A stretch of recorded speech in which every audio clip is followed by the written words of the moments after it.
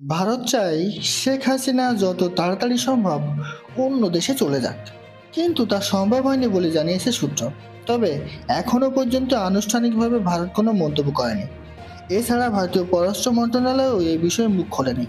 অন্যদিকে শেখ হাসিনা যে বিমানে করে ভারতে গিয়েছিলেন তা উড়ে গেছে বলে জানিয়েছেন দেশটির সংবাদ সংস্থা এএনআই। ভারতে শেখ হাসিনার বোন শেখ রেহেনাও তার সঙ্গে আছেন। শেখ রেহেনার যুক্তরাজ্যের নাগরিকত্ব আছে।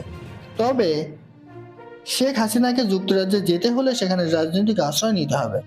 শেখ হাসিনা নিয়ে বাংলাদেশ সেনাবাহিনীর যে হেলিকপ্টার নিয়ে এসেছিল সেটি ভারতের বাইরে চলে যাবে, সেই প্রস্তুতিও নেওয়া হয়ে গেছে বলে সূত্র জানাচ্ছে।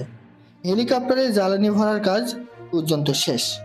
বার্তা সংস্থা এএনআই সূত্রকে জানিয়েছে যে হেলিকপ্টারে করে শেখ হাসিনা ভারতে এসেছিলেন, তা পরবর্তী গন্তব্যে চলে গেছে। মঙ্গলবার সকাল 9টার দিকে তা উড়ে